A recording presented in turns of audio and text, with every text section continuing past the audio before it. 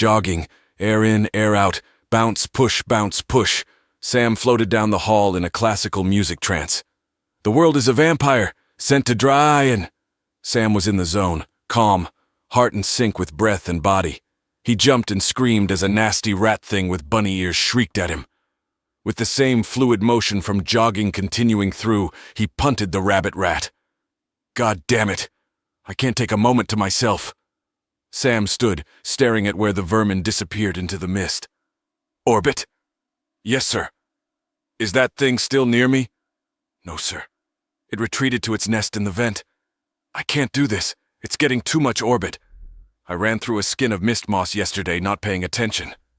I saw, sir. I laughed. Not funny. Sam paced. I'll ask Guachuk again to buy the station. It's time I call it. I can't handle this mess. Have you considered hiring more? The Stygians are part of the problem. They are gross. We have enough of them on board. Over 27 species frequent the station, sir. Many of them complain about the conditions. Yes, I am complaining. No, sir, I mean that if they are complaining, they see problems. If they see problems, they could potentially be put to work to fix such problems. Yeah. Sam smiled. Yeah, we can have a hiring day, set up tables. Or I can add in a hiring site into the merchant program. You can list jobs aboard the station and peoples can apply. That's easier. Sam nodded. I could use easier. Yes, make up a custodian job, hell, make 5. I'd like this place cleaned up and those nasty rat-rabbit things killed. One problem at a time. You are doing a good job, sir. Sam started jogging again. There is another maintenance issue. What is it, Orbit? He said in between strides. Power fluctuations and cameras going offline in storage rooms 8 through 10. Over near the shuttle bay. Yes, sir. The box spiders acting up again. No, sir.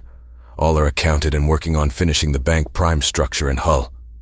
I'll suit up and head that way. Sam turned the corner toward the storage hall. Oh yeah, the garbage rooms. He sighed and walked forward, tool tray in tow. He opened the door to storage 8. Several broken tables and chairs, some SFP spheres that had cracked, assorted wrappings, boxes, and other detritus covered the floor of the room. The light in the room flickered, sparking. The camera placement was only a nub. Sam walked in and kicked the broken table. Anything in here? Come out. Nothing stirred. Camera in 11 just went out, sir. Sam leapt out of the room, mag boots thunking on the misty floor. He ran down the hall to the room at the end, opened the door. The door opened to reveal 4 Infinians staring directly at him, broken camera in hand. All parties stood motionless. What are you doing? Sam asked. Crunch Crunch stepped forward and curled up. We are sorry. We are sorry. Please do not hurt us. Sam looked at the prostrated creature. It had a makeshift device on its back, moving and pumping, with houses going up to natural holes in its neck. Sam reached and touched it. What is this? Crunch Crunch quieted. It is breather. Sam looked it over. Good construction, if not crude. Is this why you are taking things apart? Yes. We like to make things. We are sorry. We can't help it. Sam straightened. You've taken apart more things? Crunch Crunch wiggled its ears. Yes. Show me. Crunch Crunch stood up beside him and took his hand. They walked down the hall. They turned at the arm leading to the zoo. They walked down it and entered. They took the path leading to their enclosure. At the airlock, one of the taller ones manipulated the controls, readying the airlock for them. It opened and they entered. They walked through the dark habitat, Sam's light glimmering on the ambient dust floating. They led him to massive crystals growing in the corner. Crunch Crunch waved him to follow as he went into a large hole in the crystal. Sam knelt and crawled in. The space was large. Sam's light refracted, cascading rainbows throughout the walls. Sam looked over to where the 4 Infinigans were huddled. He stoop-walked over and sat beside them. Dozens of alcoves were carved into the crystal wall. Each alcove held a type of part. One had wiring, another held hinges. Sam looked through them, all sorted, all orderly. Crunch Crunch reached up and touched Sam's light, clicking it off. Sam was about to freak out when the room erupted into a kaleidoscope of colors. Sam looked for the source. Wow, what is causing this? Crunch Crunch led him back to the entrance and pointed up at the ceiling high above. Sam could see a large crystal structure surrounded by nest-looking clusters. On the large central one, a massive construct was emitting disco lasers throughout the entire habitat, illuminating everything. You built that? We like to make. Crunch Crunch looked at Sam. You will kill us? Why would I kill you? We stole from you. Yes, I guess you did. Sam looked at the psychedelic lights erupting all around him. You did make something cool, though. You are not mad. Sam sat on a crystal and looked Crunch Crunch face to face, the clear helmet glass dividing them. I have an idea. Call over some more of your people. I want to ask you all something. Crunch Crunch screeched. Infinian crawled from the cracks, leapt from above and encircled them. We are here. Sam looked around at the herd of faces. You all like to take things apart, make new things. Numerous ears bobbed up and down. This has caused you problems, caused other species to be angry at you. Again ears bobbed. Humans do this, but in a more controlled extent. Sam looked at Crunch Crunch. I want you all to control it. Don't take things apart without permission. Can you do that? Crunch Crunch scrunched his face. We have to make. Can't control it.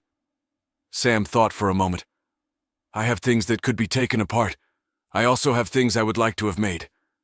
Sam paced a step in thought. What if we open a machine shop in the trade district? I designate what you can take apart. I ask you for things reworked or made. Other species can have things repaired for money. You can use money to buy things you would like to take apart and use. Sam looked up. What do you think? Crunch Crunch raised up a bit, ears bobbing. You would do this for us? Of course. That breather you made is pretty good. I would like to see some designs first, but if you could do it, I would like some controls modified for me to use around the ship. Most everything is still custom for Stygians. Several Infinians screeched and chirped. Crunch Crunch ran up and licked Sam's arm. That is Dream. You offer us best of dreams. Sam shook his head. Nope, just putting you to work. He laughed. Sam designated a shop to house the Infinian off the main trade row. It took several days, but they modified a back room to house their atmosphere, using hull and glass from the Bethany. Sam sat eating some spicy chips in the common air shop, watching an Infinian use its 4 hands to strip apart a Stygian rifle. Yeah, if you could make a trigger there. He pointed. Yeah, big enough to be comfortable for my finger. The Infinian took his finger in its hand and sized it. Chip dust got on the Infinian's hand, and it wiped it off on a nearby cloth. It took the metal ring and heated it on a burner, shaping it with a hammer and a pair of pliers. Sam looked in the cup, just dust left over. He raised it up and dumped it in his mouth. He crunched the chip dust and stopped. The Infinian helping him was prostrate on the floor, twitching. Sam knelt down. Hey, are you okay? No response other than a few twitches. Sam stood up. Help! I think she's sick. He went over to the window and waved his arms. The Infinians inside saw him, put on their breathers, and came out the airlock. She just fell over. What is wrong with her? Sam took one by the hand and pulled it over to the sickened, prostrate girl. She just fell and started twitching. The one he had pulled over knelt and looked at her. I don't. The Infinian stuttered and fell over beside her, twitching. Sam looked at his hands, covered in spicy chip dust. Oh my God! Orbit! Orbit! I am here, sir. The hologram appeared. I just accidentally poisoned 2 Infinian. We need to help them. Orbit nodded. Across the station, peoples were pinged a message. Hello, visitors to the Twain. We are having a medical emergency and wish to know if anyone with cross-species medical expertise is present. If so, please come to the trade hall. Upon successful assistance, pay will be provided. I put out a call for assistance, sir. Thank you. Sam looked at the 2 standing Infinian. I'm sorry, I didn't know. One knelt and looked at his hands. They are sick from what is on you? Sam nodded. I think so. I'm pretty sure. I don't know what to do. Do you have any idea? They looked at the 2 fallen, heads lowered. No, we don't know. Several minutes later, 3 travelers appeared at the shop entrance. They were taller than Sam, 2 long arms, each ending in spongy grasper. They had bags hanging at their sides. One long stepped over on its spindly legs. It knelt beside the fallen Infinian. It reached into its bag and pulled out a cube. It passed it over the Infinian, beams shining over the body. Severe anaphylaxis. It looked at Sam's hands and scanned them too. Go wash your hands quickly before more are affected. Sam stood up and backed toward the door. The 3 travelers gathered and reached in each other's bags. They traded parts, mixed some fluids in cups, and readied a tube. The one who had spoken leaned over and placed the tube onto a fallen Infinian. She twitched and sat up. She lifted her breather and threw up a purple slime. The traveler patted her back. Another traveler knelt and administered medicine to the other fallen. Sam smiled as he got up as well. He then ran to the bathroom to wash his hands. Sam walked into the bathroom. The wall was lined with over 20 stalls, each marked with symbols depicting which species can use said stall. Sam walked over to the farthest stall marked with his face on the door. He stepped in, unzipped, and started peeing. After he was done, he walked over to the sticky and standard sink and began washing his hands. As he scrubbed, something moving caught his eye. Sam peeked around a beam next to the sink and saw 7 small, lumpy aliens who were all staring at an 8th. The one they were watching was busy etching geometric shapes in the metal wall with a small laser it held.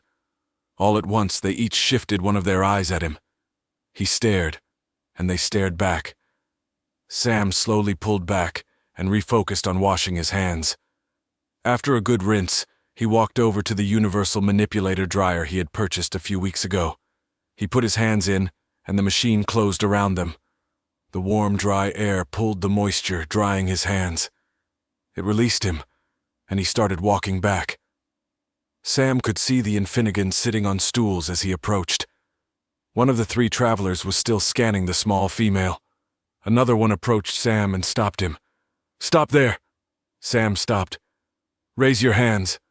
Sam obeyed, and the alien scanned his hands. "You are clean." "Good. I feel awful about it."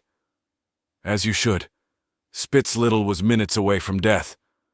The other 2 travelers walked closer, placing themselves in a triangular formation. "We are actually quite appalled with this place." Sam huffed. "You have numerous species who don't regularly socialize, eating, defecating, breathing the same air. This place is an epidemic waiting to happen. Pathogens are everywhere. I'm surprised something hasn't happened already." The one on the right spoke up. "Your station is filthy. Vermin nest openly in the halls. There is litter and rubbish thrown all over. The corners are full with piles of it," the one on the left added. Sam raised his hands partially. "I know. You are all right. I am working on it, but I can only do so much." Sam ran his hand through his hair. "I am hiring right now, trying to find people who can help me." An idea hit him. "Heck, I could use you 3. You healed her easily. I will gladly pay. I have spare rooms you can use to make a clinic." They all 3 answered in unison.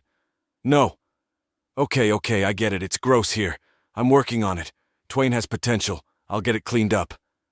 The lead one spoke. "We are Air Scout 146. We were sent to scout only and report findings. We cannot and will not deviate from our mission. So far, we do not share your views on this station." Sam grimaced. "Shit, you guys are good too. I mean, the Preserver knows biology, but he lacks the will to help anyone as you did. He's just not a healer." Sam took a step. "Please, there has to be something I could do." The 3 Air stepped closer to each other, sharing whispers. They separated and the leader spoke. "You have an open dialogue with the Preserver?" Sam nodded. "Yeah." "We find that doubtful." Sam looked past them and at the Infinians. Spitz Little and the other injured one were drinking bubble drinks through the straw port in their breathers. "Are they okay?" "Yes, they are recovered." "Then come on, I'll introduce you." Sam motioned them to follow and left down the hall. The zoo door buzzed and they entered. They crossed through the south galley and entered into the Preserver's lab. "Hey, you in here?" The Preserver looked up from his workbench and stood. "Air, what are they doing here?" "They helped save one of the Infinian. They wanted to meet you." The 3 stood beside Sam. The lead one spoke. "We did not believe the human. Yet you are here." The preserver cantered over. Well, believe it. I have a zoo here, and I do not intend to share anything. The lead one looked at Sam. Does he share with you? Sam nodded. Yes, he works for me. The one on the right looked at the preserver. Why work with the human? The preserver twisted his graspers. I don't know why I did it first, but it has proven prosperous. Yes, we saw parts of your zoo. You have done well. The lead heir spoke to Sam. We have decided. Decided what? Sam asked. Heir will work for you, on condition. Name it, Sam said. We wish for the preserver to be cordial to us, as he is to you. Sam looked at the preserver. We could use them. Can you work with them? The preserver shook. I do not share with heir. They have nothing I want. The do. They can help here. They are healers. I heal myself. I do not need them. The silence stood between them, while Sam thought. Twain is alive. This place is alive. It is a station. It is not alive. Think about it, Sam said. It is a bubble of air and life surviving in space. Here we are all organisms helping each other live, like parts of a cell or parts of a body. You, me, the Stychians, SFP, all of us working together to make this place prosper. They can be a great asset to this place. They can help those of us who can't heal ourselves, and in turn, we help you. The preserver bobbed. I understand that analogy. Quite good. The preserver walked over to a container on a table and reached inside. I agree. I will talk with the heir. The preserver pulled a neon pink kitten from the container. This station has benefited me greatly.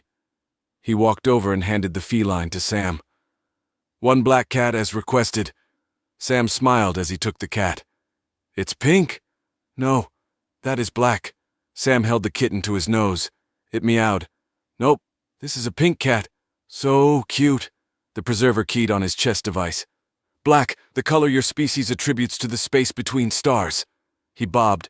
Your eyes lack the same receptors. You lack capabilities. Of course, humorous. I was wondering why you wanted the cat altered. Is it healthy? Yes, the cat is healthy. Thank you, preserver. Thank you for helping me in this. I have a condition. Name it. The preserver spun a bit. The season is coming soon, and I wish to offer the zoo up as a host facility. Sam pet the kitten and then looked up. Explain. I've acquired much with your assistance. My home here is worthy. I wish to host breeding season to preservers in nearby sectors. So long as they follow the rules I gave you, and don't make any more of a mess, I'll allow it. The preserver stepped closer to the heir. You are welcome to visit me here. The heir bowed deep, bending at their hips. We are thankful. They stood up, and all three looked at Sam. We were wrong. This place has great potential. We will return and tell the office of our findings here. Expect a set of us to return shortly. Thank you, human Sam. You're very welcome. Thank you for saving Spitz Little. The three turned and walked out the lab and left the zoo. Sam smiled at the preserver and then pet the kitten. He turned and left with a wave. I'ma name you Lil Miss Michi. Before bed, Sam sat up in the atrium, comfy, and stroked Miss Michi. Staring out at the stars, he grinned to himself. It's all pink out there. Sam heard the elevator open. A moment later, Guachuk hovered up beside the couch. I needed to discuss something with you, Sam. I'm getting tired. Business can wait until I wake up. I came to talk about the merchant program. It won't take long. What about it? Sam looked sternly at him. There is a new tab. I wish to know about it if it is available to me. If what is available? Sam asked. The bank director position. I would like to apply.